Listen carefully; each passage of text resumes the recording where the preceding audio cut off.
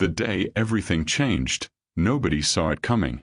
When the fence gave way that Thursday afternoon, every person at Red Ridge Ranch felt their blood turn to ice. Shouts erupted. Hands reached for radios. Someone yelled, "Lock down! Lock down the yard!" But nobody could move fast enough, because charging across the open ground was a police dog the department had labeled beyond redemption. A 100-pound beast that had hospitalized 2 trained handlers and terrorized an entire K-9 unit. They called him Demon, the most dangerous dog to ever wear a badge. For 7 months nobody could touch him. Nobody could calm him. Nobody could come within 10 feet without risking their lives. But on this ordinary Thursday, something impossible was about to unfold. A little boy, no older than 7, stood directly in his path. "Get him inside! Someone grab the kid!" The voices were frantic, desperate. But the boy didn't scream. He didn't run. He did something that defied every instinct, every rule of survival. He sat down right there in the dirt, crossed his legs and held out his hand. The massive dog was closing the distance. 50 feet, 30 feet, 20. Men were shouting. A trainer was running with a tranquilizer gun. Then, in the space of 3 breathless seconds, the little boy spoke 2 quiet words. And the dog that had terrified an entire police force did something absolutely no one could explain. Stay with me, because what this boy did next, and what happened afterward, will leave you speechless. Before we dive in, make sure to hit like and subscribe. And I'm genuinely curious. Where in the world are you watching from? Drop your country in the comments. I love knowing how far these incredible stories travel. Titan wasn't always a name spoken in whispers. There was a time when it meant something else entirely. Pride. Excellence. The kind of reputation that made veteran officers nod with respect when his handler walked him through the precinct doors. He was a Belgian Malinois, sleek and powerful, with a coat the color of burnt copper and eyes that missed nothing. For 3 years, he was the Metro Police Department's finest, tracking suspects through downtown alleys, detecting explosives at city events, protecting officers during the most dangerous raids. His record was flawless. 12 successful operations. 0 incidents. The kind of dog other K-9 units studied in training videos. Then came the gang raid on March 15th. The one nobody talks about anymore. The one that changed everything. The details lived in a thin manila folder now, buried in some file cabinet at the precinct. Mission failure. Handler injured. Suspect's child traumatized. Dog deemed unstable. Recommended for immediate retirement. That was the clinical version. The sanitized version. What the file didn't mention was the sound Titan made when they pulled him off the scene. The way his eyes had gone wild with something that wasn't rage but looked like it. The fact that he'd stopped eating for 6 days afterward. 2 weeks later, he put his first handler in the hospital. The man had only been trying to attach his leash. 3 stitches across the forearm. Within a month, a second trainer went down. This time it was worse. 16 stitches. A fractured wrist. The department ran out of patience. Red Ridge Ranch was the compromise. The last stop before the final needle. A remote facility 2 hours outside the city where problem dogs went to either be fixed or quietly disappear. The staff specialized in impossible cases. Dogs too aggressive for adoption, too damaged for service, too valuable to give up on without one final attempt. Titan arrived on a Tuesday in a reinforced transport crate. He didn't growl. Didn't bark. He just watched through the metal grating with eyes that looked like shattered glass. The ranch director, Dr. Sarah Mitchell, took one look at him and understood. This wasn't aggression. This was something far more dangerous. This was a dog who'd stopped believing in anything good. They built him a separate enclosure away from the other dogs. Double reinforced fencing. Motion sensors. Warning signs posted every 10 feet. The staff called him Demon, though never where Dr. Mitchell could hear. She hated that name. hated what it reduced him to. For 7 months, Titan paced that enclosure. Back and forth. Back and forth. A relentless circuit that wore a dirt path into the ground. He refused enrichment toys. Ignored training commands. Lunged at anyone who came within 6 feet of his fence. The county behavioral team had already sent 2 evaluation notices. The third would be final. Everyone at Red Ridge knew what that meant. Titan had 30 days left. 30 days to prove he was something other than broken. 30 days before the decision would be made for him. Nobody believed it was possible. Nobody except maybe Dr. Mitchell, and even she was running out of hope. It happened on Thursday, the 4th day of Jennifer's employment. The day that should have been routine. Marcus was in the play area near the main office, drawing in his notebook. Horses. Dogs. The oak tree by the fence. Jennifer was inside reviewing medical files with Dr. Mitchell. Everything was normal. Ordinary. Safe. Then the sound. Metal grinding against metal. A sharp crack. The screech of fence posts giving way. James dropped the water bucket he was carrying. His face went white. No. No, no, no. The northern corner of Titan's enclosure. The section damaged last winter during the ice storm. The repairs that had been scheduled for next week. The weak point nobody thought would matter because Titan had never tested the fences before. Until now. Titan exploded through the gap. 100 pounds of raw muscle and momentum. Not pacing anymore. Not watching anymore. Moving like a bolt of lightning across open ground. Someone screamed. The kid. Someone get the kid. Marcus looked up from his notebook. Saw the dog charging toward him. 50 feet. 40. 30. Jennifer burst through the office door. Her scream cut through everything else. Marcus, run. But Marcus didn't run. He set down his pencil. Closed his notebook. Stood up slowly, deliberately, like he had all the time in the world. Then he did the impossible thing. The thing that made every adult freeze in horror. He sat down. Right there in the dirt. Crossed his legs. Extended his hand palm up toward the charging dog. 20 feet. 15. 10. Trainers were running. Someone had a tranquilizer gun. Someone was yelling for backup. The noise was chaos. Panic. Everyone moving too slow and too fast at the same time. Shoot it. Someone screamed. No. Dr. Mitchell's voice cut like a whip. Nobody move. Titan was 5 feet away when Marcus spoke. 2 words. So quiet they shouldn't have carried over the shouting. Hi, doggy. 3 seconds. That's all it took. 3 seconds for Titan to slam on his brakes. Paws scrabbling in the dirt. Body twisting sideways. Skidding to a stop so close that dust bloomed around Marcus in a cloud. 3 seconds for the chaos to collapse into absolute silence. 3 seconds for everything everyone believed about Titan to shatter completely. The dog stood there. Trembling. His mouth was open, panting hard, but his teeth weren't bared. His eyes, those shattered glass eyes, were locked on Marcus.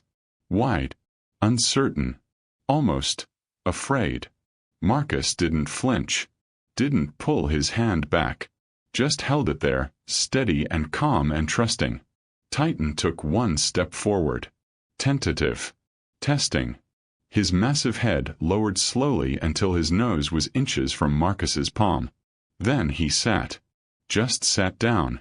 Right there in front of the boy who should have been running. Who should have been screaming. Who was doing neither. Jennifer's legs nearly gave out. She clutched the office doorframe, watching her son reach out and place his small hand on top of Titan's head. The dog's eyes closed.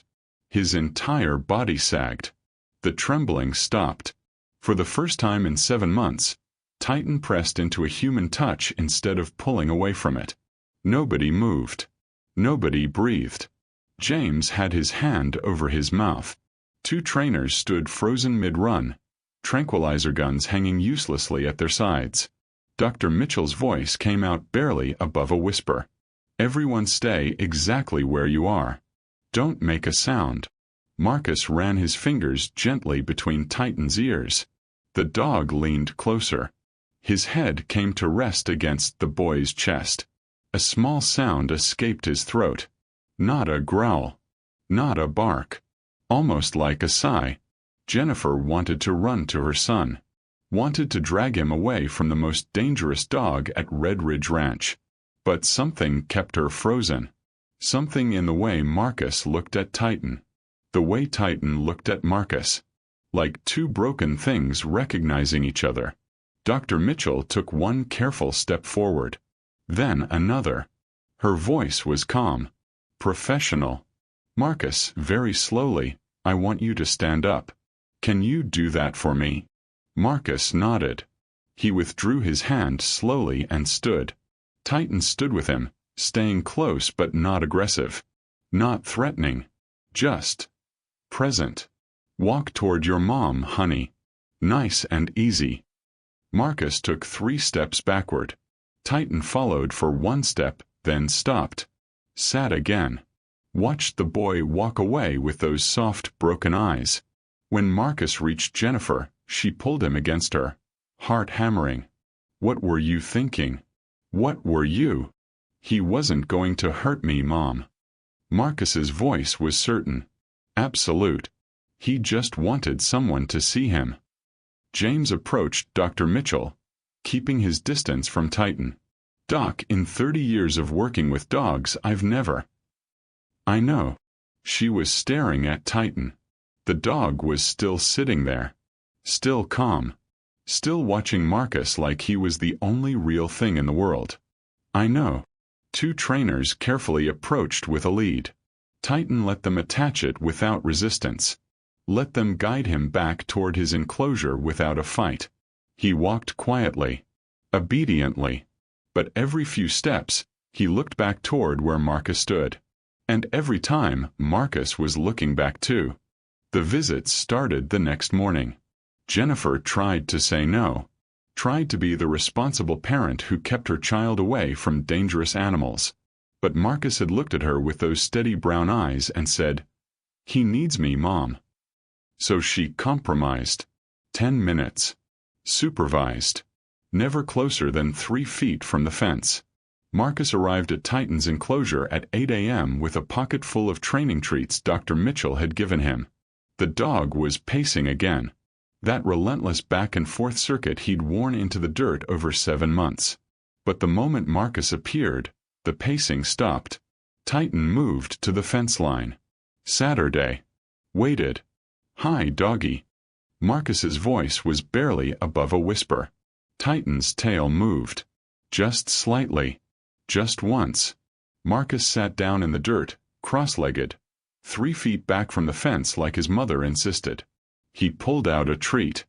Held it up so Titan could see. "Want one?" He tossed it through the fence. It landed near Titan's front paws. For 7 months, Titan had refused food from human hands. Refused everything except what was left in his bowl after everyone walked away. But now he looked at the treat. Looked at Marcus. Lowered his head and took it gently. Deliberately. Like he was trying to prove something. "Good boy." Marcus pulled out another treat. "You're such a good boy." James watched from 20 feet away, arms crossed, ready to intervene. He'd seen a lot in 3 decades working with dogs. But this was something else entirely. By the 3rd morning, Titan was pressing his face against the chain link, trying to get closer to Marcus's hand. The boy would reach through carefully, just fingertips, nothing more, and stroke the side of Titan's muzzle. The dog would close his eyes, lean into the touch. His breathing would slow. Steady. Calm. "It's like watching someone defuse a bomb," one of the trainers whispered to another. "Except the kid doesn't even know the bomb exists." By the 5th day, Titan was responding to commands. Sit. Stay. Down. Simple words Marcus spoke softly through the fence. Words that seasoned trainers had tried for months without success. Now the dog obeyed instantly. Eagerly. Like he'd been waiting for someone to ask the right way. Dr. Mitchell stood in her office on the 7th day. Titan's file spread across her desk. Police reports. Medical records. Behavioral assessments. She'd reviewed them when he first arrived, but she'd been looking for aggression patterns then. Triggers. Warning signs. Now she was looking for something else. Something that explained why a traumatized police dog responded to a 7-year-old boy when he'd rejected every trained professional who'd tried to help him. The incident report from March 15th was thin. Vague. Gang raid gone wrong. K-9 unit deployed. Suspect apprehended. 1 civilian casualty avoided. Dog removed from service due to aggressive behavior following mission. But there was something in the margins. A handwritten note from the responding officer. Dog was trying to protect the kid. Kid panicked. Threw something. Dog hasn't been right since. She read it 3 times. Protect the kid. Kid panicked. Jennifer. She called through the open office door. Can you come in here for a minute? Jennifer appeared, wiping her hands on her scrubs. What's up? How much do you know about childhood trauma response in animals? Enough. Why? Dr. Mitchell turned the file around so Jennifer could see it. I don't think Titan's problem is aggression. I think it's guilt. Outside, Marcus was sitting by the fence, telling Titan about the book he'd read last night. Something about dragons and knights. Titan was lying down, head on his paws, listening to every word like it was the most important thing he'd ever heard. He's not dangerous, Dr. Mitchell said quietly, watching them through the window. He's heartbroken. Jennifer stood beside her. Watched her son run his fingers through the fence to touch Titan's ear. Watched the dog press closer. Careful not to hurt the small hand. Your son isn't training him, Dr. Mitchell continued. He's healing him. And I need to figure out why before the county evaluation team shows up in 3 weeks. Because whatever Marcus was doing, whatever connection he'd made with Titan, it was the only thing standing between that dog and a death sentence. And Dr. Mitchell was finally starting to understand that maybe, just maybe, they'd been treating the wrong problem all along. March 15th. 9 months ago. A Thursday night that started like any other raid. The address was a 2-story house on the east side. Known gang safe house. Suspected weapons cache. 3 squad cars. 2 K-9 units. Titan and his handler, Officer Rick Martinez, took point. Clear left. Clear right. Moving to entry. Standard procedure. Standard raid. Nothing about it felt different until the door came down. Shouting. Movement. A suspect bolting for the back stairs. Titan was off lead in seconds, taking the stairs 3 at a time. His training was muscle memory. Track. Intercept. Detain. Then the gunshot. Not aimed at Titan. Aimed at Martinez. The suspect fired blind, panic shot, and Martinez went down hard in the downstairs hallway. Titan heard his handler fall. Heard the sound every K-9 is trained to recognize as the worst possible outcome. But he couldn't stop. Couldn't turn back. Because on the 2nd floor landing, pressed against the wall with his hands over his ears, was a child. A boy. Maybe 8 years old. Eyes wide with terror. Frozen. The suspect disappeared into a bedroom. Slammed the door. Barricaded it. Backup was shouting downstairs. But Titan's focus narrowed to one thing. The boy. Alone. Exposed. In the line of fire if that door opened again. Titan moved to the child. Positioned himself between the boy and the bedroom door. Protective stance. Every instinct screaming at him to guard this vulnerable thing. The boy looked at him. Really looked. And Titan saw it. The fear. The same fear he'd seen in suspects, in crowds, in people who didn't understand what he was. Don't. The boy's voice shook. "Don't let it near me." But Titan didn't move. Couldn't move. Because moving meant leaving the boy unprotected. So he stayed. Low growl rumbling in his chest. Not at the boy. At the door. At the threat behind it. The boy's hand found something on the floor. A glass bottle.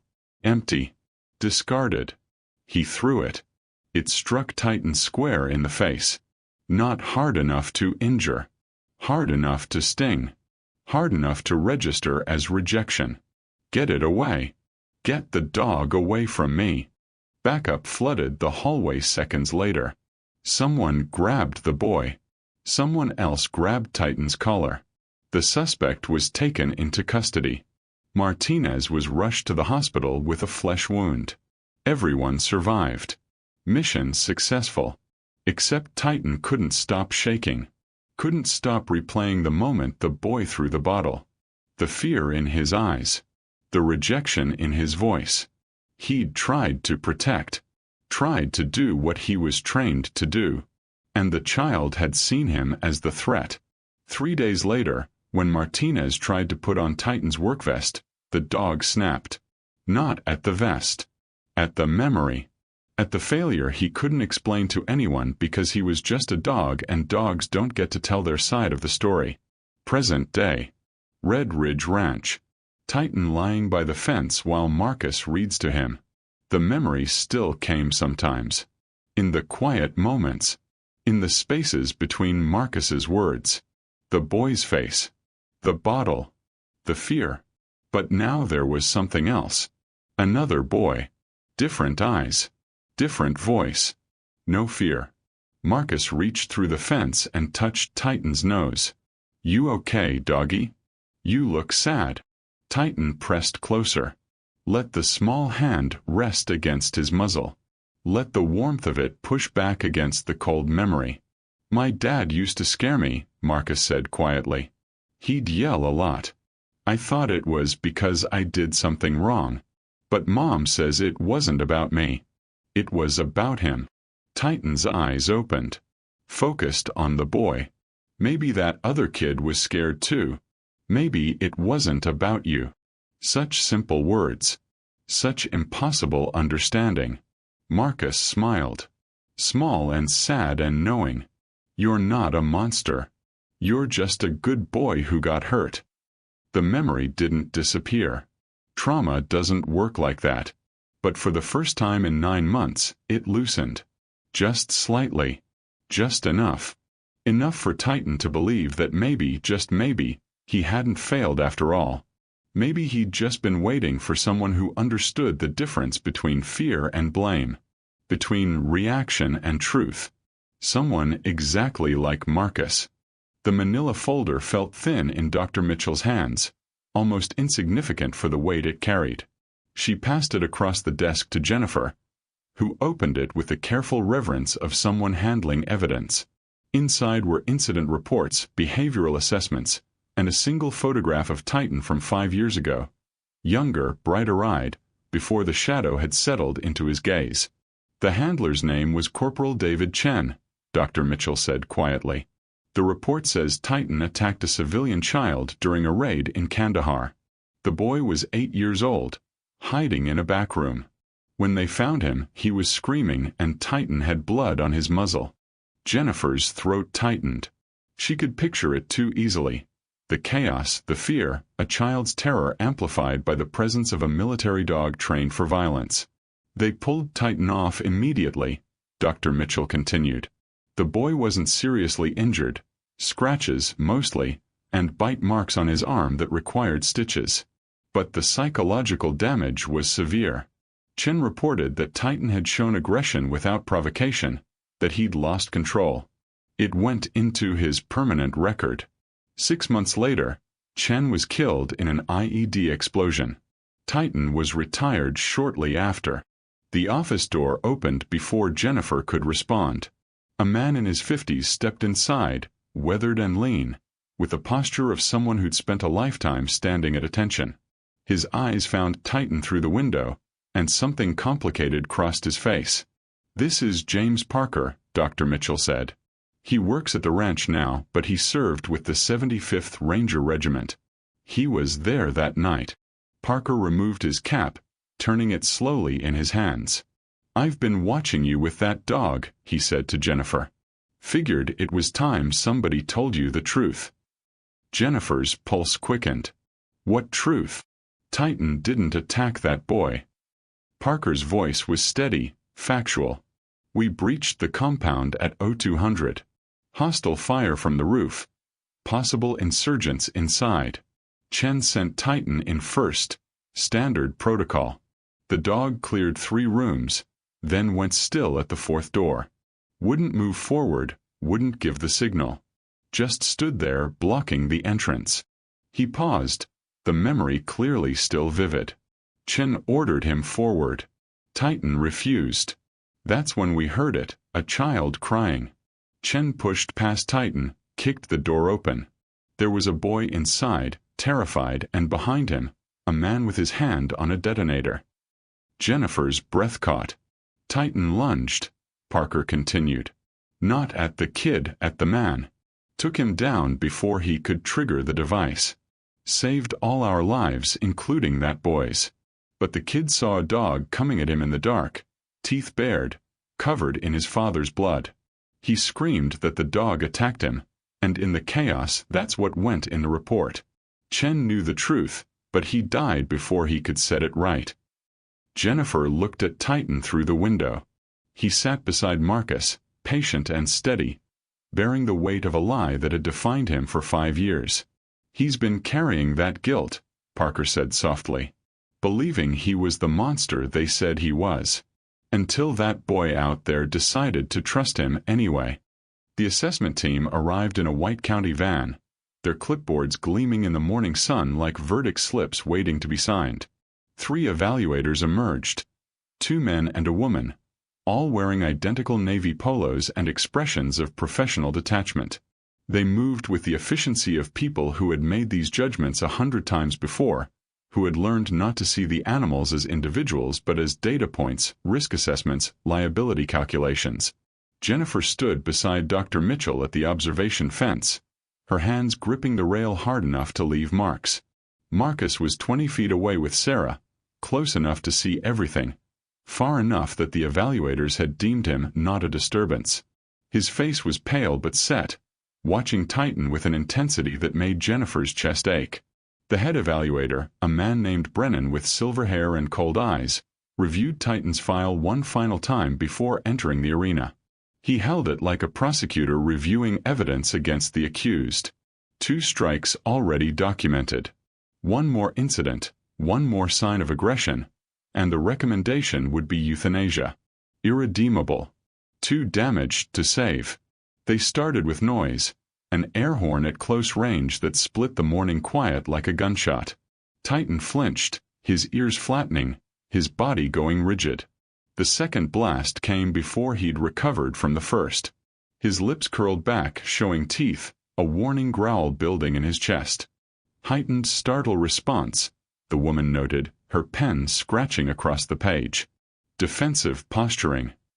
Next came the confined space, a narrow chute with metal walls that echoed every sound, every breath. They guided Titan inside with a catchpole, no gentleness, just mechanical efficiency. The walls pressed close on either side, the ceiling low overhead. Jennifer could see his breathing accelerate, his eyes going wide and white-rimmed. He was back in the compound, back in the kennels after Chen died, back in every cage that had held him when the world decided he was dangerous. A bang on the metal wall, deliberate testing.